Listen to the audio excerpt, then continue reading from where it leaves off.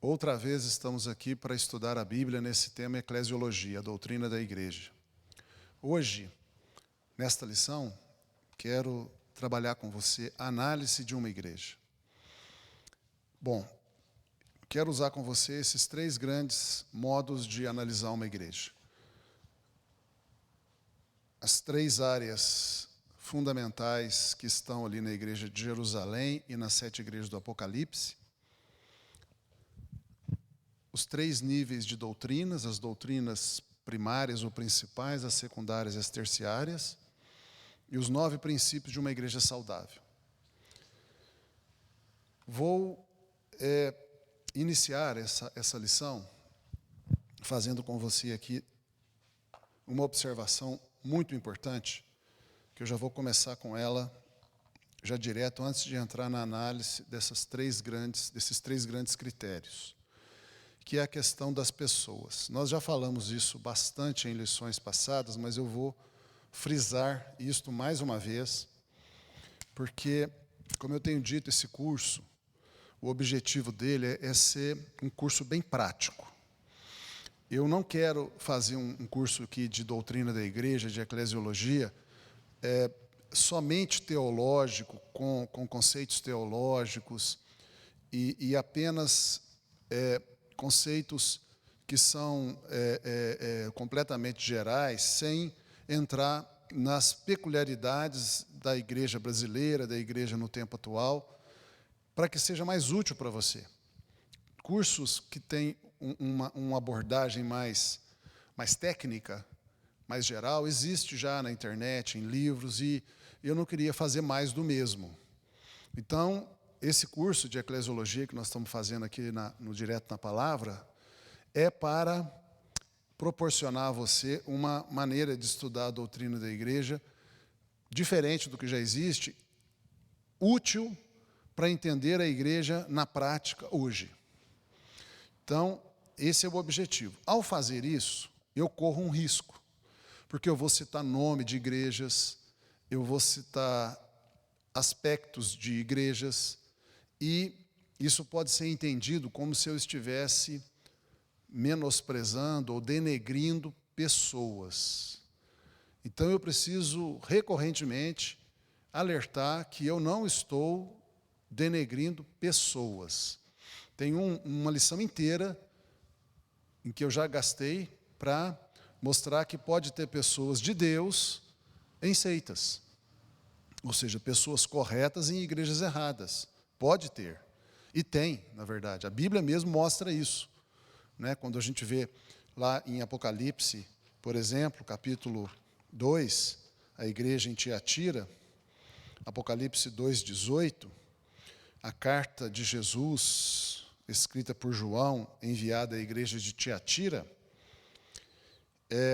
você vê que numa igreja completamente corrompida, onde havia uma mulher, inclusive, que profetizava, ou seja, que pregava lá, ensinando prostituição, idolatria e feitiçaria, não é possível corromper-se mais do que isso, numa igreja em que a pregadora, uma das pregadoras, talvez uma das principais pregadoras, que subia ao púlpito da igreja e pregava e ensinava, essa mulher e seus discípulos ensinavam prostituição na igreja. Você pode entender uma coisa mais horrível que isso? Idolatria na igreja. Feitiçaria na igreja. Você pode entender alguma coisa mais horrível que isso? Quer dizer, uma igreja totalmente corrompida. Nessa igreja, ali, o Senhor Jesus, ali no verso 24, ele diz assim: digo-vos, porém, a vós, os demais que estão em Tiatira, a todos quantos não têm esta doutrina, a doutrina de Jezabel, de prostituição, idolatria e feitiçaria, e não conhecer as chamadas coisas profundas de Satanás, que outra carga vos não porei, mas o que tendes retenho até que eu venha. Ou seja, o Senhor está falando assim: aí em Tiatira tem pessoas que são verdadeiras e corretas, são de Deus, são minhas, e eu falo para vocês que estão aí em Tiatira, apesar de vocês estarem numa igreja toda corrompida, vocês não se corrompam. Então, Aqui um exemplo, existem outros, vários na Bíblia. As cartas de Paulo mostram isso. E nós vemos aí que existem pessoas que são de Deus, convertidas, nascidas de novo, corretas, cristãos verdadeiros, cristãs verdadeiras, numa igreja corrompida, errada, uma seita. Então, é muito importante dizer que, quando eu digo, por exemplo, que Testemunha de Jeová, né, o Salão do Reino, a organização das Testemunhas de Jeová, comandada pela Torre de Vigia, é uma seita, eu não estou dizendo que as Testemunhas de Jeová não são de Deus, que as pessoas, que todo mundo que está frequentando o Salão do Reino não é de Deus, é falso, é do diabo. Não estou falando isso, não estou falando isto, não estou falando isto. Pelo contrário, eu tenho certeza, convicção pessoal, que dentro da organização das Testemunhas de Jeová tem pessoas verdadeiras de Deus, corretas, que se converteram de verdade. Tem. Como tinha em Tiatira. Tem lá também. Como tem em Babilônia. Babilônia, que é essa forma final de falsa igreja que vai existir durante a grande tribulação, a grande Babilônia, né, a forma final da religião mundial, preconizada desde o início pela cidade e civilização babilônica, desde Gênesis. Em Apocalipse, isso termina constituindo uma grande igreja falsa no mundo. Mesmo nessa grande igreja falsa, completamente corrompida, pior que Tiatira, Deus fala assim, deixa-me achar aqui na Bíblia, o Senhor fala assim: sai dela, povo meu. Vamos achar aqui, Apocalipse 18, ou 19.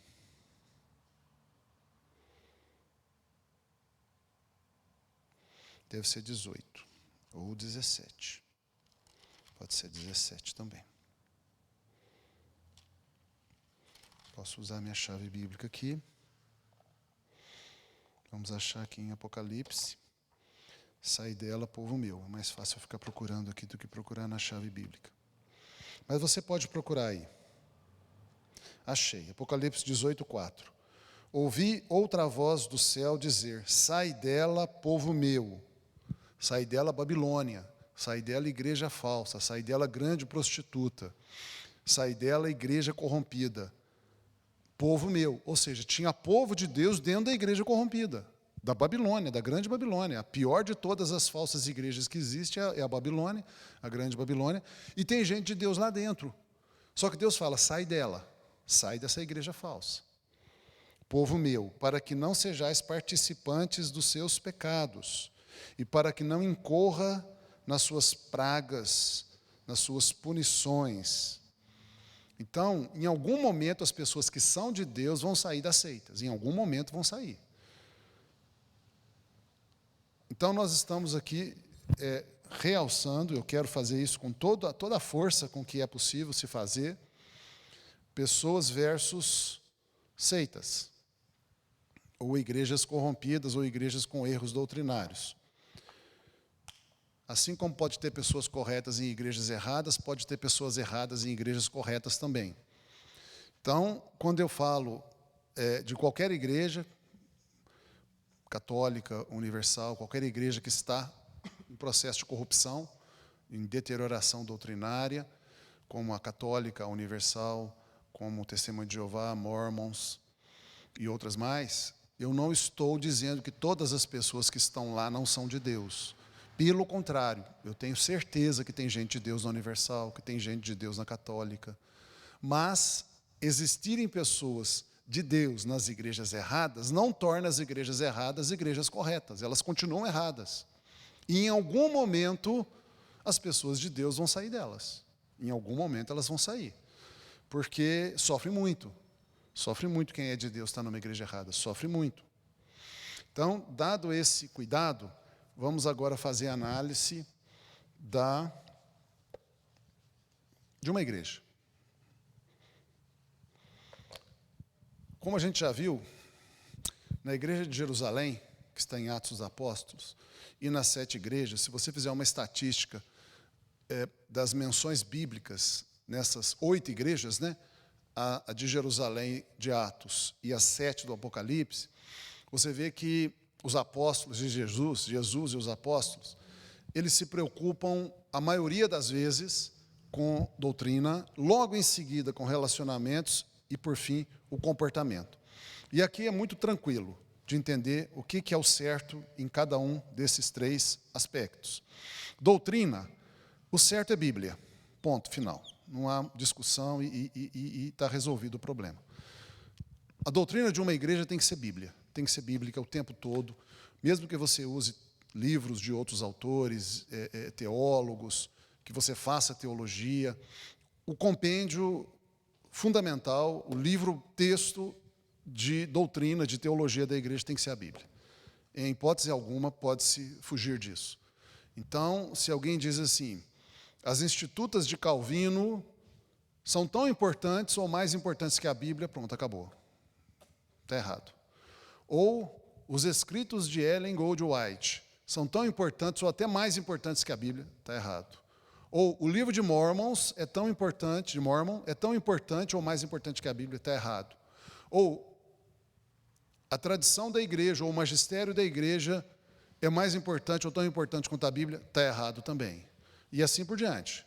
Qualquer outro teólogo, teóloga, profetisa, profeta, mestre, pastor, bispo, apóstolo, missionário, colocou as ideias dessa pessoa, ou desse conjunto de pessoas, igual ou acima da Bíblia, pronto, você está diante de uma igreja que está se corrompendo ou já está corrompida. Relacionamentos, a gente vê amor e podemos acrescentar unidade. Então, numa igreja boa de Jesus, uma igreja correta, além de estar totalmente baseada na Bíblia, ela tem que estar o tempo todo ensinando, mantendo, preservando, exercitando o amor de uns para com os outros, irmãos dentro da igreja, uns para com os outros. Esse amor, ele tem que ser como Jesus nos amou, não é qualquer amor, né? Não é qualquer amor, não é uma definição de amor que os próprios homens fazem. O amor, ele não pode ser definido pelo homem, tem que ser definido por Deus. O que é amor? Vamos ver na Bíblia, vamos ver como que Jesus ama, especificamente Jesus, porque a questão toda é Jesus. Então, Jesus deu um novo mandamento lá em João 14, você pode abrir sua Bíblia em João 14, você vai ver Jesus dizendo que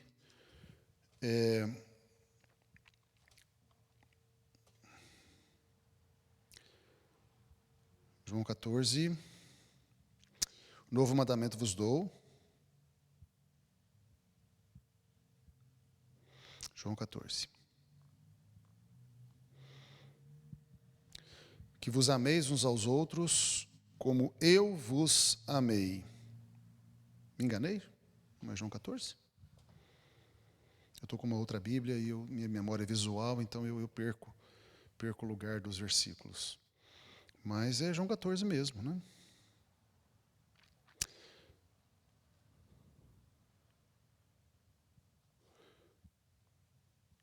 Novo mandamento vos dou.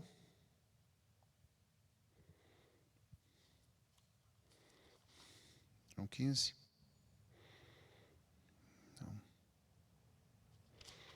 Seria João 14 mesmo. Por que eu não estou achando?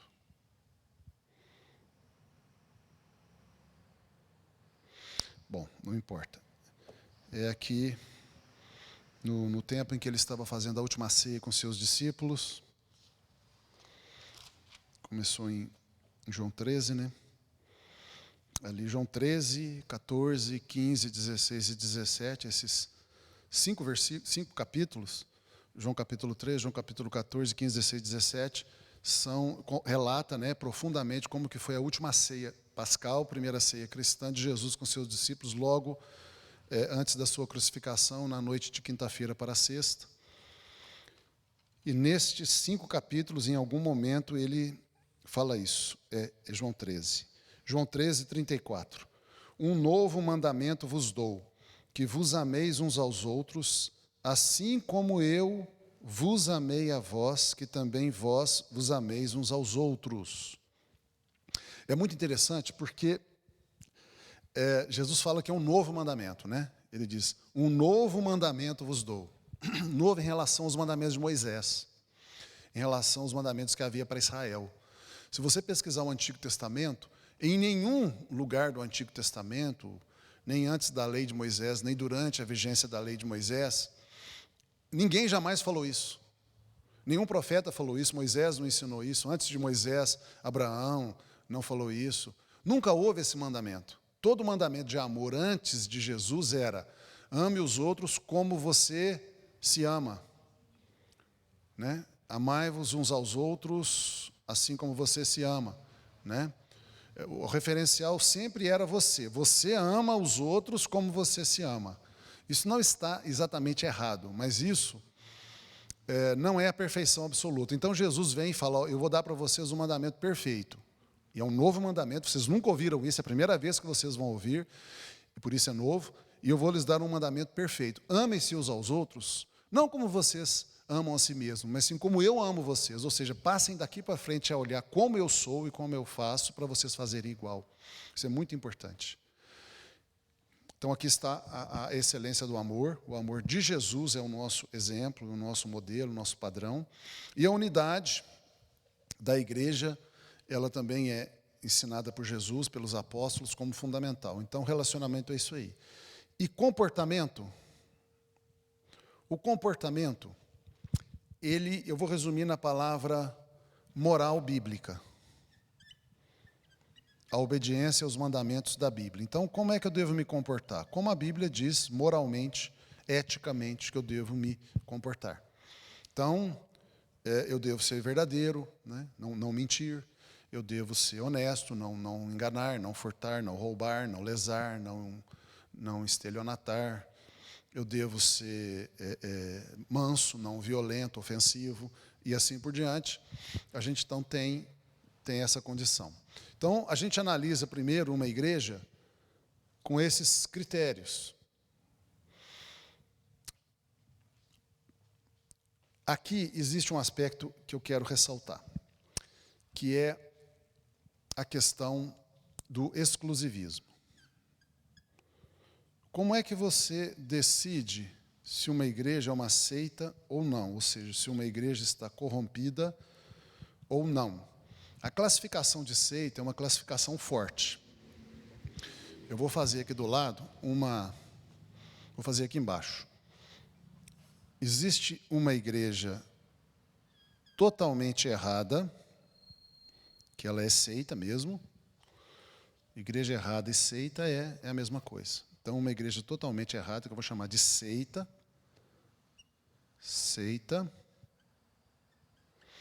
E existe uma igreja totalmente certa, ou existem igrejas totalmente certas, que eu vou chamar de igreja, porque a rigor só é uma igreja certa, né? A rigor só é uma igreja certa. Mas pode existir alguma coisa como se fosse no meio do caminho das duas. E eu não sei que nome que eu dou para isso. Então, vou pôr um ponto de interrogação aqui. É uma igreja que está se degenerando para se tornar uma seita. Como é a classificação de seita? O que é uma seita? Uma igreja errada, uma igreja corrompida? Bom, é uma igreja que viola a Bíblia como sua única regra e princípio de fé e prática, ou que tem problemas em não amar e não ter unidade, a divisão na igreja constantemente, e comportamento tolerável e moral. Seria isso a princípio. Uma igreja que corrompe as doutrinas fundamentais, aquelas que afetam a salvação, e, em alguma medida, podem corromper também as doutrinas que afetam indiretamente a salvação, e também igreja que viola alguns dos princípios de uma igreja saudável. Então, seria isso, a grosso modo. Mas existe uma maneira de classificar como seita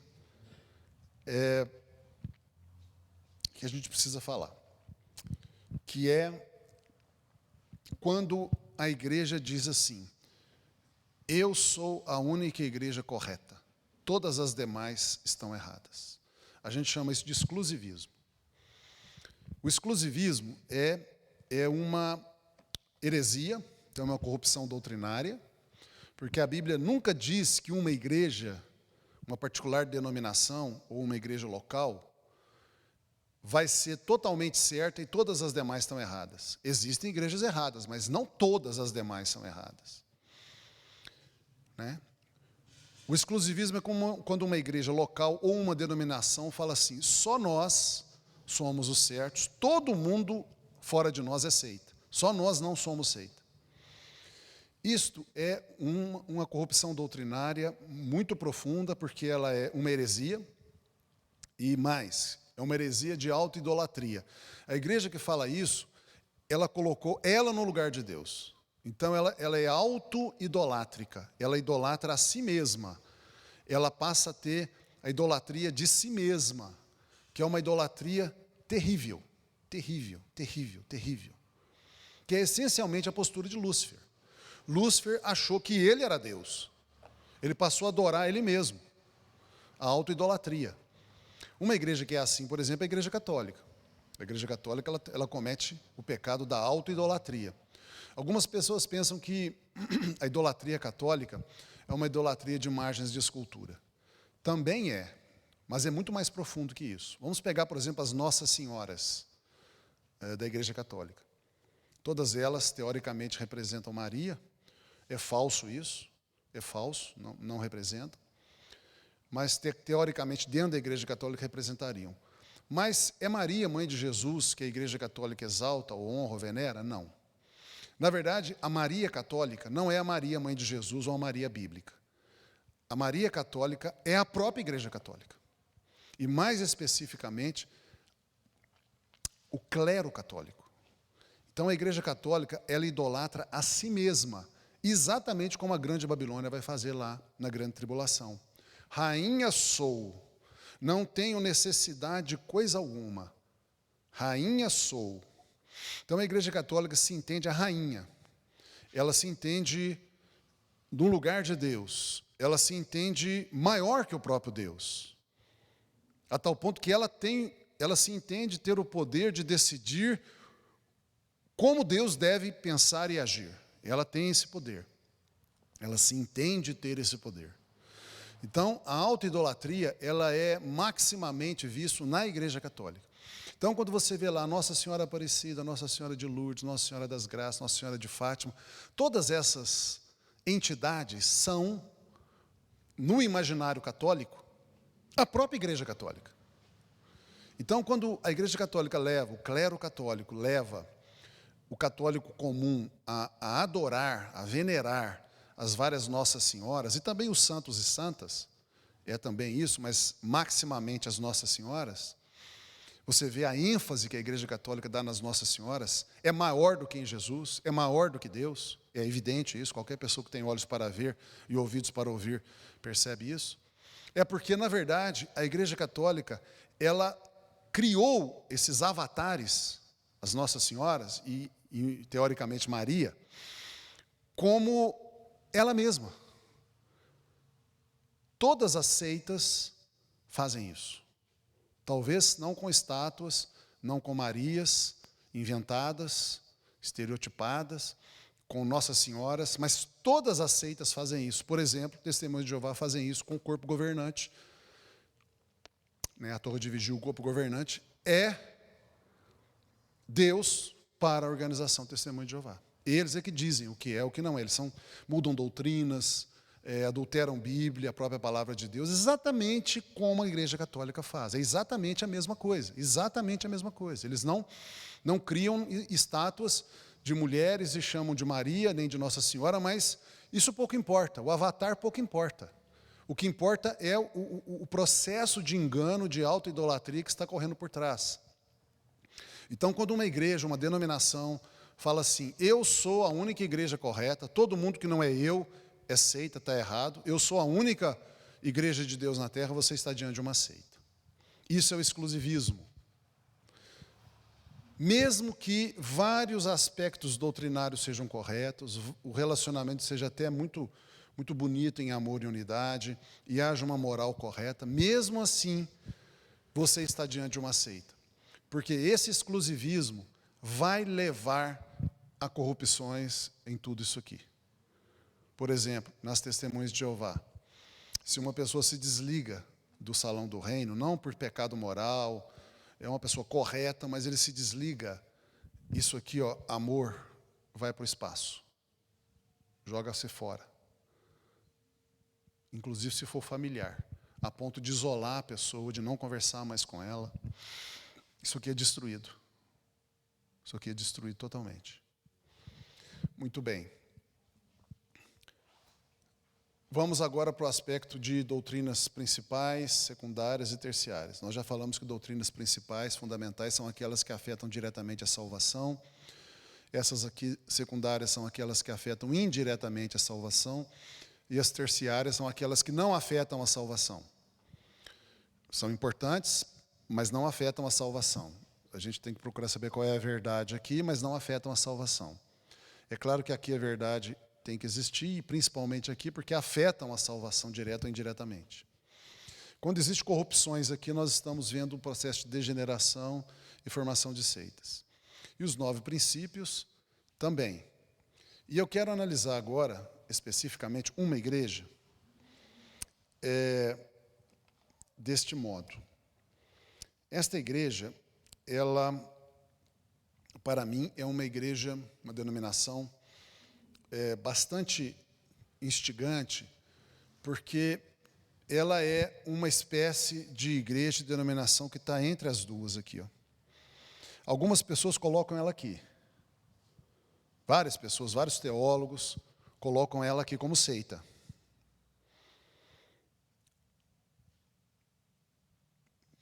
Fora dela, eu não conheço ninguém que diga que ela é totalmente uma igreja. Não conheço. Pode até existir. Eu, Marcelo, coloco ela aqui nessa zona intermediária, que eu não sei que nome que eu dou. Porém, eu vou dizer o nome dela para ajudar o entendimento, é a Igreja Adventista do Sétimo Dia. Vários teólogos analisam a Igreja Adventista do Sétimo Dia e dizem que ela é uma seita. Vários.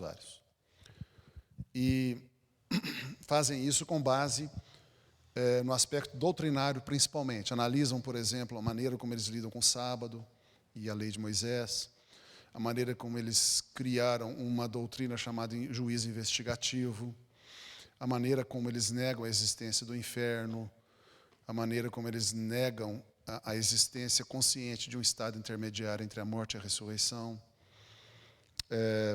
e talvez outros aspectos. De fato, se a gente fizer uma análise bíblica da maneira como a Igreja Adventista trata alguns aspectos doutrinários, nós vamos ver que é estranho. Realmente a Igreja Adventista é estranha. Mas você vai ver o seguinte, que vai depender muito do adventista que você conversa. A questão do sábado, por exemplo. Vai ter adventista que vai dizer que se você não guardar o sábado do jeito deles, você não tem salvação. O que é um absurdo total e absoluto. Heresia frontal, heresia contra doutrinas fundamentais. Um adventista que fala isso, ele acabou de transformar a Igreja Adventista numa seita perigosa, inclusive, perigosa, feroz, porque, ao falar isso, ele está negando a suficiência e a eficácia do sacrifício de Jesus. E a Bíblia é claríssima em dizer que o sacrifício de Jesus é completamente eficaz para a nossa salvação. Ele está negando, por exemplo, Efésios, capítulo 2, quando a Bíblia diz assim, Efésios 2, 8, porque pela graça sois salvos por meio da fé, e isso não vem de vós, é dom de Deus, a salvação é dom de Deus, não vem de obras, para que ninguém se glorie. Ou seja, guardar o sábado é uma obra. Obra na Bíblia é obediência a mandamentos. Quando eu obedeço o mandamento, eu estou fazendo uma obra. Guardar o sábado é uma obra. A Bíblia diz que a salvação não vem das obras, ou seja, não vem pela obediência aos mandamentos. A salvação é completamente pela graça de Deus, que nós acessamos pela nossa fé, baseado no sacrifício de Jesus. Então, se eu, pela minha fé, creio que Deus, na sua graça, fez Jesus morrer na cruz por mim, isso me salva, eu estou completamente salvo. Completamente salvo. Eu não preciso fazer nada a não ser crer, a não ser obedecer à fé. Não preciso guardar sábado, não preciso deixar de comer carne de porco, não preciso dar o dízimo, não preciso fazer nada, a não ser crer naquele que justifica o pecador, pelo sacrifício vicário de Jesus. Isso é doutrina fundamental. É, na verdade, o coração da fé cristã. E quando uma pessoa da igreja adventista fala que não basta só crer em Jesus, tem que guardar o sábado do jeito deles, ou do jeito da lei de Moisés, ele está negando a suficiência do sacrifício de Cristo. Ele está dizendo que nós precisamos ajudar Jesus, que o que Jesus fez não é suficiente, você precisa ajudar Jesus a se salvar a si mesmo. E isso vai levar à vanglória humana, à soberba humana, anula a obra salvatória, salvífica de Cristo na cruz, e isto é inadmissível. Se um adventista falar isto, ele está transformando a igreja adventista numa seita perigosíssima. Mas nem todo adventista vai falar isso. É possível que você encontre outros adventistas que vão falar, não, de jeito nenhum. Guardar o sábado não salva ninguém. A salvação é unicamente pela fé no sacrifício perfeito, eficaz e suficiente de Jesus Cristo. A gente guarda o sábado apenas para a santificação. Esse adventista falou perfeitamente correto. Não só o sábado, o dízimo e qualquer item da lei de Moisés, ele é obedecido por nós, e nós podemos obedecer qualquer mandamento da lei de Moisés, menos aqueles que não fazem sentido mais ser praticados, né, como, por exemplo, levar o filho rebelde, contumazmente rebelde, para ser apedrejado pelos anciãos fora do perímetro da cidade. Isso a gente não faria, mesmo estando lá, na lei. Nós estamos fazendo bem. Nós estamos fazendo bem. Guardar o sábado para a santificação tem valor. Dar o dízimo para a santificação tem valor. Evitar determinados alimentos para a santificação tem valor. Mas a santificação não é a justificação. Então, aí você está ouvindo um adventista falar corretamente. Ele não transformou a igreja adventista em seita por causa disso. Qual é o problema no caso da igreja adventista? A igreja adventista, para mim, ela é uma igreja que não tem jeito de definir se ela é igreja ou seita. Depende, por isso que eu coloco ela aqui, porque depende com quem você conversa. Vai ter adventista que você vê que é irmão, nascido de novo, que tem uma doutrina correta, que tem um entendimento correto. Ah, mas ele acredita no juízo investigativo. Acredita no juízo investigativo, sei. O juízo investigativo é uma área estranha. Se você pegar o livro Nisto Cremos, dos adventistas, que é uma espécie de resumo das doutrinas adventistas, mas não é autorizado como a declaração doutrinária da igreja adventista, então já é um problema. E isso é um pouco estranho, porque parece que a igreja adventista não tem uma declaração doutrinária definida, parece que ela é uma massa informe. E é isso que eu percebo, por isso que eu acho que depende do adventista que você conversa. No Nisto Cremos, você vai ver que essa doutrina do juízo investigativo, ela é muito estranha e pode levar a algumas afirmações, algumas conclusões contrárias, inclusive ao núcleo da fé cristã. Por exemplo, dizendo que a nossa salvação não é garantida ainda. Ou seja, eu creio em Jesus Cristo de todo o meu coração, me arrependi dos meus pecados, mas eu ainda não tenho a garantia da salvação, porque Jesus ainda está examinando os livros que relatam a minha vida o tempo todo, inclusive em tempo real, para decidir se vai me salvar ou não. O que é muito estranho biblicamente falando. A gente não encontra esse tipo de ideia na Bíblia. Não encontra. Então, tem algumas coisas estranhas. Mas isso, se não for a ponto de afetar a segurança da salvação, vamos dizer que um adventista acredita no juízo investigativo, ou então nem se preocupe com isso, se é verdade ou se é mentira. Isso, então, não afeta a sua segurança de salvação, a suficiência da obra de Cristo para salvá-lo, a sua segurança nessa suficiência para a salvação. Então, essa doutrina, que provavelmente é falsa, me parece que é, o juízo investigativo, até onde eu consigo ler, é um pouco confuso a maneira como no Nisto Cremos está colocado. Parece que há um sofisma ali, a impressão que eu tenho é que é um sofisma. Então, vários teólogos dizem que é falso, e os argumentos são muito convincentes, que é falso mesmo.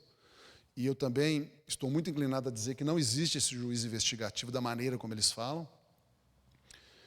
Mas mesmo que um adventista diga assim, não, quem sabe é verdade o juízo investigativo, ou a princípio eu creio, mas isso na prática não afeta a sua segurança de salvação, essa pessoa faz parte, é um verdadeiro cristão dentro de uma igreja que tem problemas doutrinários. Então, o que eu estou querendo trazer para vocês aqui? Primeiro, um certo cuidado no julgamento de pessoas. Eu acho que não é sábio dizer que todo adventista, não é nem correto dizer que todo adventista está condenado, não é salvo. Como eu já disse, isso aí não tem cabimento. Eu acredito que tenham muitos adventistas salvos, verdadeiros cristãos nascidos de novo. Mas, ao mesmo tempo, a gente deve perceber como é valioso e importante você estar numa igreja que valoriza doutrina correta, doutrina correta, doutrina correta. Até aqui, doutrina correta, um esforço contínuo para estar completamente dentro da Bíblia. E aqueles princípios, aqueles 9 princípios, existe um esforço contínuo para mantê-los. Se você pegar o Nisto Cremos, vai ter momentos que parece que os autores que escreveram o Nisto Cremos, que eles mesmos dizem que, mesmo não sendo um documento oficial da Igreja Adventista, quase é isso, é quase uma declaração de fé oficial, que é uma coisa estranha também, né? Ou seja, a impressão que eu tenho é que os adventistas, eles deixam as coisas muito confusas, e eu não sei se isso é bom, porque se a trombeta não der o sonido certo, quem pode se preparar para a batalha? Então, não sei se é de propósito isso, essa confusão é de propósito, ou se é porque eles têm muita diversidade lá dentro e eles querem manter essa diversidade, mais ou menos o que a Igreja Católica faz. A Igreja Católica também faz isso, essa diversidade teológica dentro da Igreja Católica é muito grande. Não sei qual a razão, é porque eles não dão conta de resolver as questões internas, também é estranho. Quer dizer, você vai ver lá que em determinado momento transparece que a Igreja Adventista se entende a igreja remanescente, ou seja, a igreja dos tempos atuais, a única igreja dos tempos atuais que é verdadeira. E isso a gente transparece muitas vezes em vários pregadores adventistas. O que é uma declaração de exclusivismo, ou seja, uma alta declaração de que a igreja adventista é uma seita. E isso é um problema muito sério. Um problema muito sério. Quero analisar outra coisa. Exatamente por causa das pessoas de Deus que estão na igreja adventista, você pode aproveitar coisas boas dela. Então, a preocupação que eles têm com a saúde física e emocional é muito bom. A preocupação que eles têm com a natureza, com o cuidado com a natureza, com a vida natural é muito bom. A preocupação que eles têm em enfatizar a necessidade de que nós, cristãos, devemos obedecer os mandamentos de Deus é muito bom. Não apenas o sábado. Todos os mandamentos cabíveis devem ser praticados ou buscados ser praticados pelos cristãos. Há uma ideia de que nós, cristãos, nós temos menos mandamentos para obedecer que o judeu. A lei de Moisés ela é catalogada oficialmente pelos judeus em 603 mandamentos. Só que você, no Novo Testamento, encontra mais de 800 mandamentos. É como se a gente falasse assim, no Velho Testamento tem pouco mais de 600 mandamentos. Mas no Novo Testamento, que é o Testamento da graça, onde parece que não existe lei, tem mais de 800, ou seja, tem mais mandamentos no Novo Testamento que no Velho. Isso fala para nós o seguinte, nós cristãos salvos pela graça, não estamos desobrigados de cumprir os mandamentos de Deus. Inclusive em Efésios, o versículo seguinte ao que a gente terminou de ler, lendo o versículo 10, porque somos feitura de Deus, nós cristãos, criados em Cristo Jesus para as boas obras, ou seja, a obediência aos mandamentos. Nós não somos salvos pela obediência aos mandamentos, mas somos salvos para obedecer os mandamentos. Mandamentos esses que Deus preparou de antemão para que andássemos neles. Então, essa ênfase adventista em obedecer os mandamentos é uma boa coisa. Não para a salvação, mas para a santificação. Também, em especial, o juízo investigativo é uma doutrina que me parece falsa, mas chama a atenção para o sacerdócio de Cristo, que é algo importantíssimo. Nesse sentido, a gente pode usar uma coisa errada, eu acho que o juízo investigativo é uma doutrina errada, mas eu posso usar ela para me fazer um estudo bíblico e entender corretamente sobre o ofício sacerdotal de Cristo nos dias atuais, que é algo extremamente importante, com certeza absoluta. Porque quando Paulo, em Romanos 10:9, fala como a gente é salvo, ele menciona boca e coração. Se com a tua boca confessares a Jesus como Senhor e em teu coração creres que Deus ressuscitou dentre os mortos, serás salvo. Ora, crer que Jesus está vivo, ressuscitou dos mortos, implica necessariamente que a vida dele hoje é fundamental para a nossa salvação. E a Bíblia diz que Jesus vive hoje para interceder por nós, ou seja, ele vive um ministério sacerdotal hoje de intercessão. Então, Jesus vivo hoje no seu ministério sacerdotal é fundamental da nossa salvação. É como se ele fosse, de certa forma, a garantia da nossa salvação. O Espírito Santo veio porque ele foi recebido nos céus. O Espírito Santo é o selo da salvação, selo e penhor da salvação.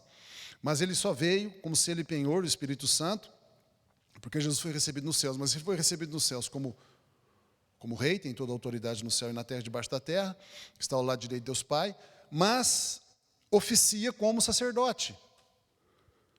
Então, o seu ofício sacerdotal é selo e penhor da nossa salvação por decorrência. Ou seja, o ofício sacerdotal de Cristo hoje, nós temos que entendê-lo. Não é só porque ele intercede por nós dia a dia, nos livrando das mãos de Satanás, né? Porque quando Pedro, em determinado momento, Jesus falou para ele assim, olha, eu vi, Satanás se requereu diante do Pai para se ir andar contigo, para tentar você. Mas eu intercedi por você junto ao Pai para que o Pai não te entregasse para o diabo. Falou isso para Pedro. Ou seja, Jesus impede, pelo seu ministério intercessório sacerdotal, que o diabo nos tente além das nossas forças.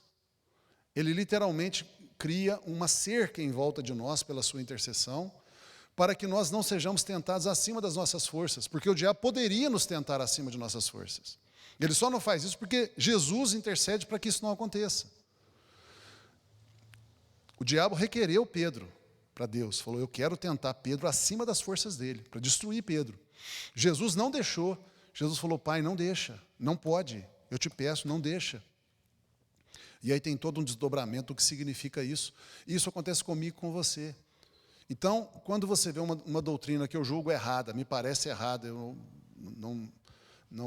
até agora o que eu estudei não faz sentido profundamente, há um erro ali. Concordo com vários dos argumentos que os teólogos que analisam o juízo investigativo fora da igreja adventista, eles apontam para erros, e eu concordo. Mesmo uma doutrina errada como o juízo investigativo nos aponta, nos faz, nos induz, nos faz ir para saber o que é certo e nos edifica. E eu vou terminar essa lição com uma análise a respeito de um aspecto que eu acho importante, não só em relação à igreja adventista, qualquer seita ou qualquer igreja correta, que tem a ver com a interpretação da Bíblia. A igreja adventista diz que não existe inferno, ou seja, os ímpios, eles serão condenados à extinção. Não vai existir um lugar eterno, um estado eterno de condenação. Os salvos viverão na Nova Jerusalém, novos céus, nova terra, um estado eterno e lugar eterno de bem-aventurança, de vida e paz, maravilhoso, mas os ímpios serão extintos, deixarão de existir. E eles fazem toda uma argumentação, indo buscar o grego, o hebraico, o sentido das palavras. Me parece outro sofisma, eu sinto ali todo um cheiro, né, um exercício de sofisma, e isso é muito, muito ruim, que exista sofismas numa igreja. Teólogos adventistas, me parece que alguns deles sofismam. Sofismar é quando eles fazem argumentos que são aparentemente verdadeiros, alguns até são, mas eles misturam argumentos verdadeiros com argumentos falsos, aparentemente verdadeiros, de tal maneira que a conclusão é falsa. Isso é a pior forma de mentira que existe, a pior forma de enganação que existe. Isso me preocupa muito. Aí você vai, por exemplo, para Apocalipse. Lá no finzinho de Apocalipse, está escrito assim. Apocalipse 20, capítulo 20, verso 7. Final, né, do milênio. Ora, quando se completarem os 1000 anos, o milênio de Cristo, Satanás será solto da sua prisão e sairá a enganar as nações que estão nos 4 cantos da terra, Gog e Magog, cujo número é como a areia do mar, a fim de ajuntá-las para a batalha. Versículo 9. E subiram, esse exército maligno, comandado por Satanás, sobre a largura da terra, ou seja, encheu ali extensões enormes de terra, um grande exército. E cercaram o arraial dos santos e a cidade querida, Jerusalém, onde está Jesus, a igreja e muitos judeus. Final do milênio. Mas desceu fogo do céu e os devorou. E o diabo, que os enganava, essas nações, foi lançado no lago de fogo e enxofre, que é a Geena, o inferno final, onde estão a besta e o falso profeta, e de dia e de noite serão atormentados pelos séculos dos séculos. Então, os teólogos adventistas do Nisto Cremos argumentam que, quando a Bíblia fala que de dia e de noite serão atormentados pelos séculos dos séculos, não significa que de dia e de noite serão atormentados pelos séculos dos séculos. Que isso aqui é uma força de expressão e significa que apenas a ideia de que serão condenados está presente, não a realidade do fato, e que a eternidade expressada aqui é sobre o ato do juízo e não o ato do cumprimento da pena em si. Isso para mim é um sofisma gigantesco e pior. Isso diz o seguinte no final das contas: a Bíblia não está dizendo o que ela está dizendo. E isso para mim é algo horrível e perigosíssimo. Por quê? Porque um dos princípios de interpretação da Bíblia é: a Bíblia diz o que ela está dizendo. Por que tem que ser assim?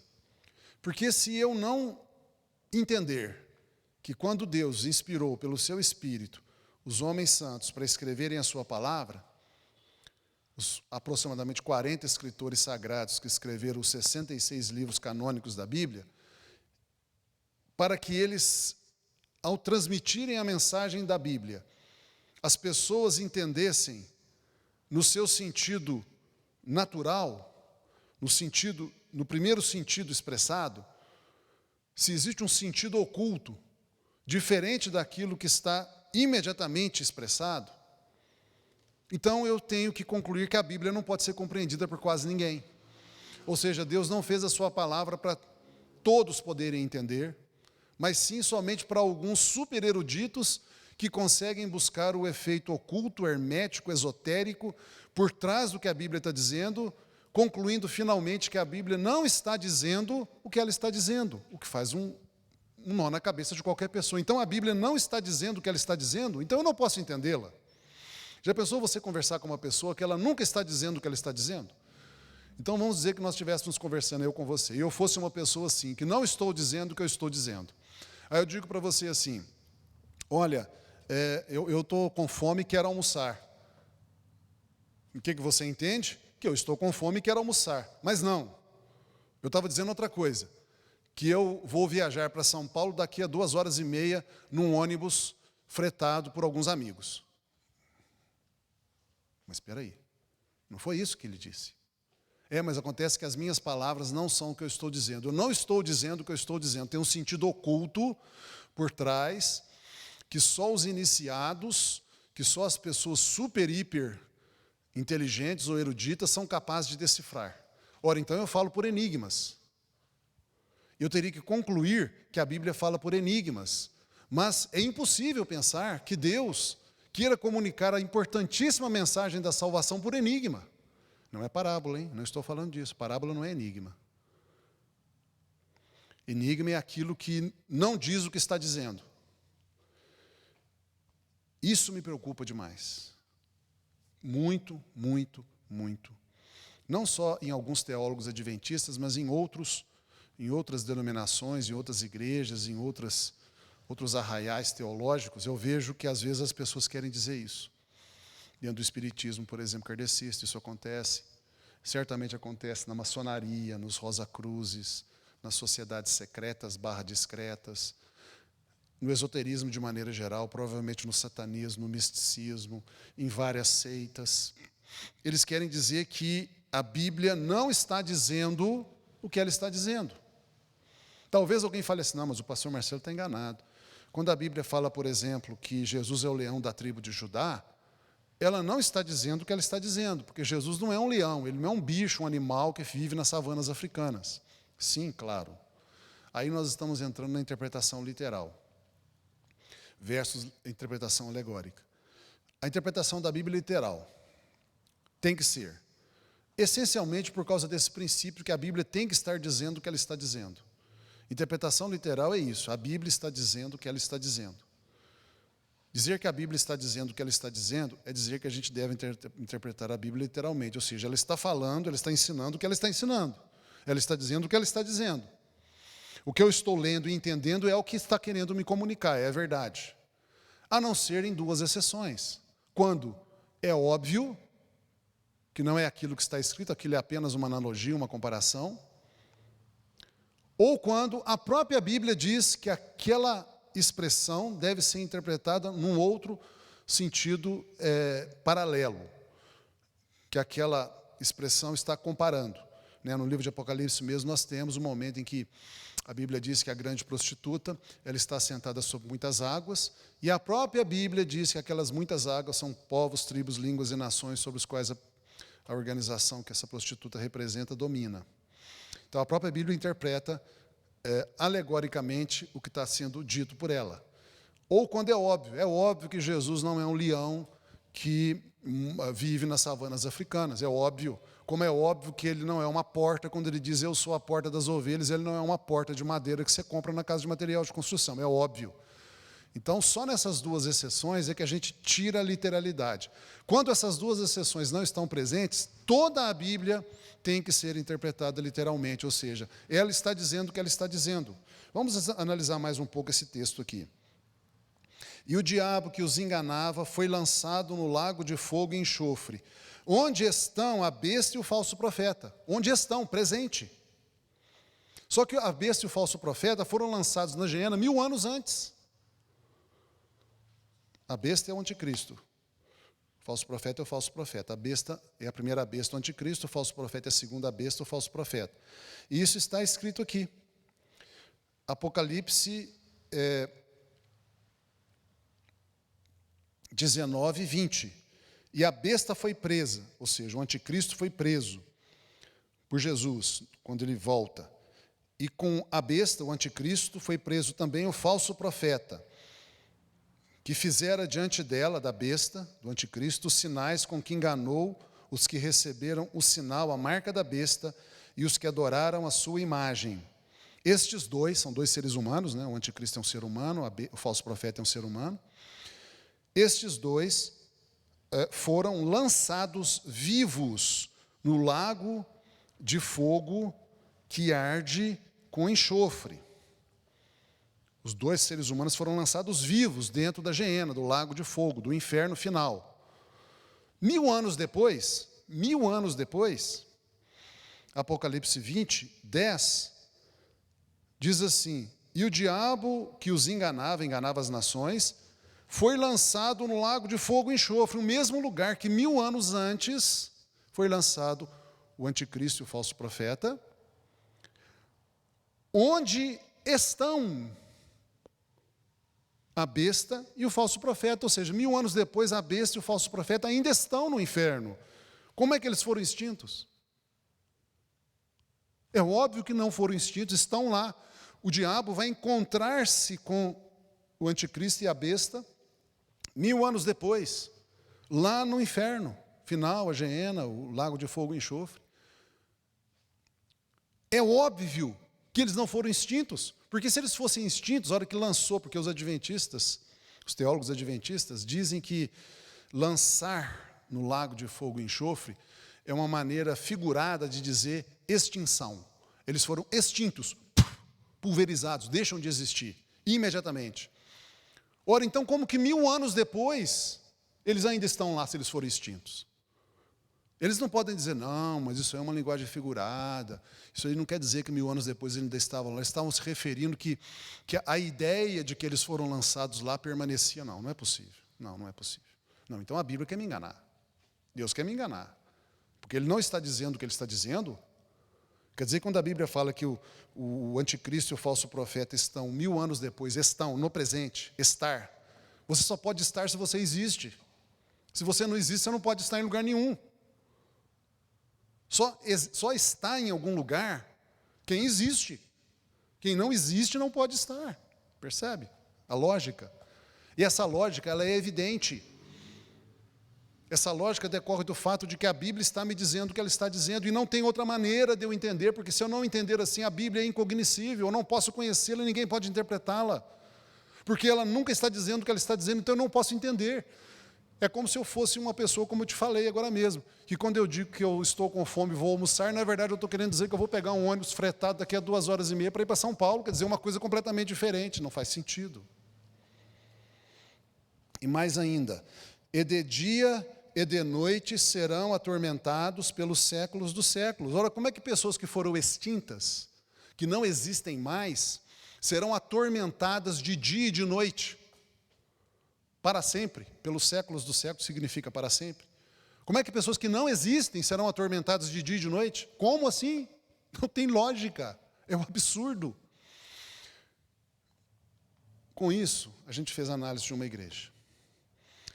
E, mais uma vez, isso é apenas um alerta para as pessoas que podem estar numa seita. Se você está numa seita, mais cedo ou mais tarde você vai ter que sair dela. E doutrinas falsas, doutrinas erradas, a longo prazo, podem fazer muito mal. Eu quero aqui agora salientar um pouco o que é ser uma igreja batista de novo. Uma igreja batista é uma igreja de um tipo muito especial. Ela pode até não ter o adjetivo batista no nome, já disse isso várias vezes. O nome dela pode ser Comunidade Cristã Tal, Igreja Evangélica Tal. Pode ser. Não precisa ter escrito Batista no nome. Não precisa ter escrito. O que importa é que ela seja do tipo batista. Obedeça os 9 princípios. Uma igreja batista, do tipo batista, ela é uma igreja que faz o que eu estou fazendo com você aqui. Ela analisa absolutamente as coisas, todas as coisas do ponto de vista da Bíblia, com um empenho de coração de que a Bíblia está expressando a verdade. Está emergindo da Bíblia a verdade doutrinária para mim. Nesse sentido, eu digo aqui, convicção pessoal, que a melhor forma de igreja que existe é uma igreja do tipo batista.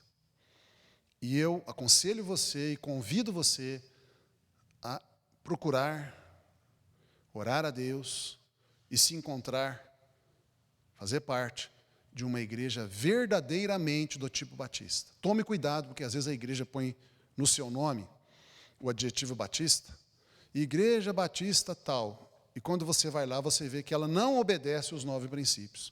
Ela pôs aquele nome batista porque é bonito, porque é moda, porque pega bem, finalmente vai enganar pessoas.